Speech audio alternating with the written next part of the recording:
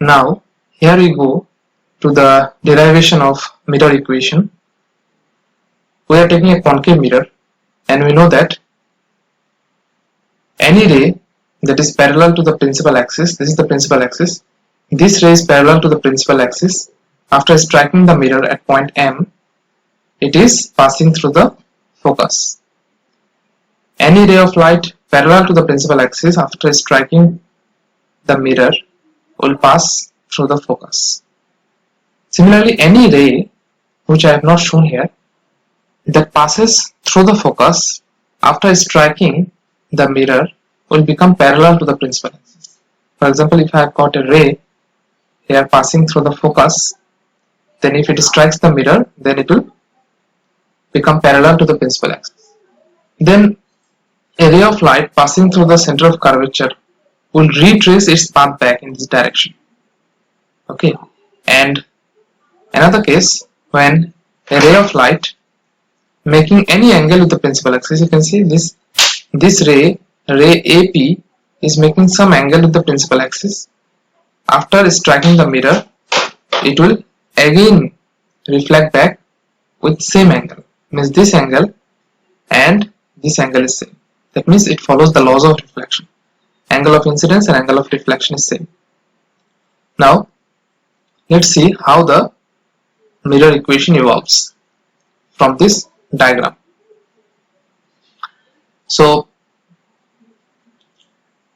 here you see, let me enlarge it a bit.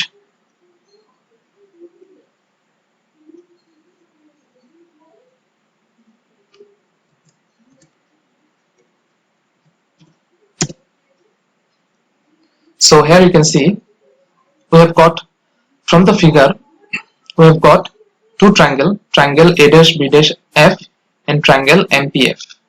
If you see this figure, A dash B dash F and triangle MPF. Here MP is a very small part of the mirror, so you can take it as a straight line. So this forms a triangle MPF. So these two triangles are similar. So we know that for similar triangles we can write B dash A dash by PM is equal to B dash F by FP.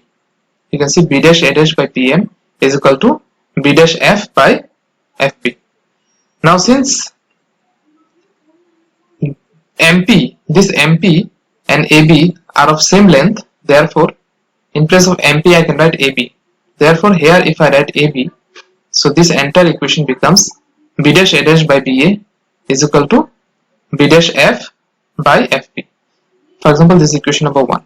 Now you can see, now let's take another triangle, another two triangle APB and triangle A dash PB dash. Okay, this should not be P dash, this should be A dash PB dash. So the two triangle are APB, this triangle, sorry, APB and angle, this triangle, angle APB and angle A dash PB dash. This should be P and this should be B dash. So these two angle are equal. Again I am saying angle APB and angle A dash PB dash. These two triangle are equal. Therefore the triangle A dash B dash P and ABP are similar. That is triangle A dash B dash P and triangle ABP are similar. Therefore we can write from similar triangle, we can write B dash A dash by BA, that is B dash A dash divided by BA is equal to B dash P by BP. B dash P by BP. So now you can see, if you compare equation 1 and equation 2, this equation 1 and this equation 2, these two equation, so we can see that this B dash A dash by BA is common in both the equations, so this right hand side become equal. That means B dash F by FP is equal to B dash P by BP. So B dash F by FP is equal to B dash P by BP. Now B dash F can be written as B dash P minus FP. You can see from this figure, B dash F, this small length, can be written as B dash P minus FP. This I have written here. So I am writing B dash F as B dash P minus FP.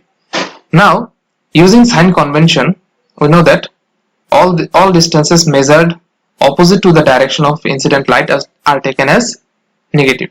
So here B dash P,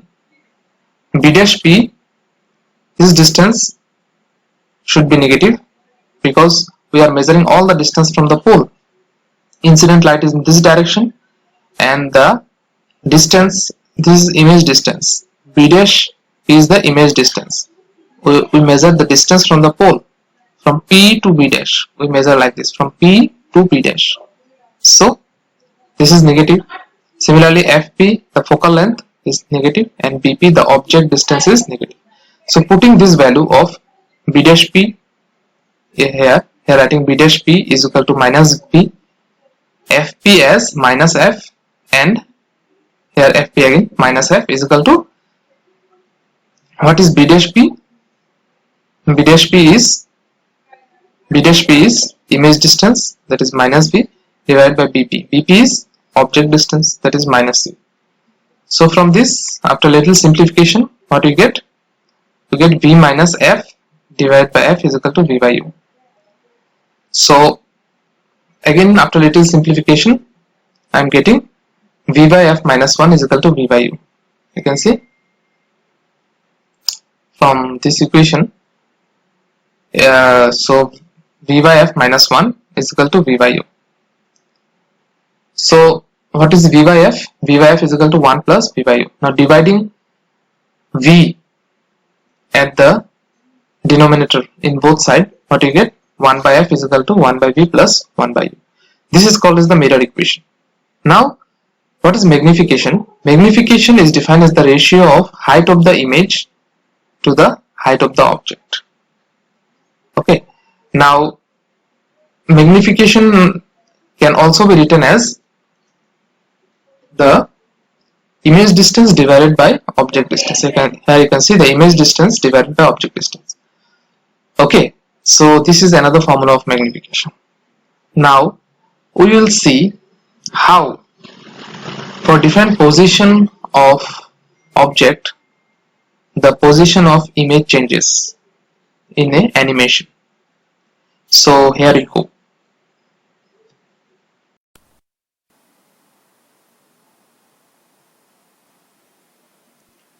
In this video, I am going to explain how the positions of object affects the position of image in a concave mirror. So here I have got a concave mirror, and this is an object represented by a red arrow.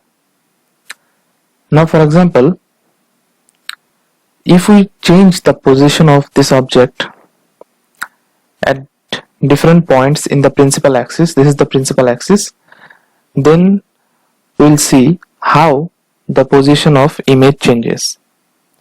So here I am keeping the focal length of the mirror as 100 unit, and U, the object distance, is 90 unit. It may be in centimeter, it may be in millimeter or anything, and the height of the object is 40 unit. Now for example, this is the focus of the mirror, concave mirror. This is the focus of the concave mirror, and this is the center of curvature of the concave mirror, and this position is the pole of the concave mirror. Now if we at first place the object between the focus and the pole, this is the focus, this is the pole, then we know that the image will be virtual, erect, and enlarged in size. Image is forming behind the mirror. It is forming behind the mirror. I am not showing in this animation. It is forming behind the mirror. So the nature of the object is virtual, erect, enlarged, and the position of the image. The nature of the image is virtual, erect, and enlarged, and the position of the image is behind the mirror. Now, if I change the position of the object and make it, for example, 100 unit. Now you can see the focal length is 100 and the object distance is also 100. That means when the object is placed at the focus, then the image will be formed at infinity. Now next, if I change the position of the object further, now the object is placed between, you can see the object is placed between the focus and the center of curvature. Then the image will be formed beyond the center of curvature. This is the center of curvature and the image is forming beyond the center of curvature. It is not showing in the figure, but it is forming beyond. And the nature of the image will be real, inverted, and enlarged in size. Next, if I further change the position of the object, now let the position of the object is at center of curvature. If the position of the object is at center of curvature, then the image represented by blue arrow is also at the center of curvature. And the nature of the image is real, inverted, and the same size as that of the object. Next, if I move the position of the object beyond center of curvature, this is the center of curvature, I am moving the position of the object beyond the center of curvature, then the image is forming between the center of curvature and focus. You can see I am further moving it away, that means beyond the center of curvature I am putting the object, then the image will be forming between the center of curvature and the focus. So the position of the image is between the center of curvature and focus, and the nature of the image is real, inverted, and is smaller than the size of the object. So the image size is lesser than the size of the object. You can see object is bigger, the image is smaller. Now next, if I move the object to infinity, for example, you can see I am moving the object to infinity, then the image will be formed somewhere at the focus. I am not unable to show it in animation. If the object is placed at infinity, then the image will be formed actually at the focus. And when the object was placed at the focus, the image was formed at the infinity. So in this case, when the object is placed at infinity and the image is forming at focus, then the nature of the image will be real, inverted, and is smaller in size than the object. So this is how the position of the image and the nature of the image changes with different position of the object in case of concave mirror. Thank you.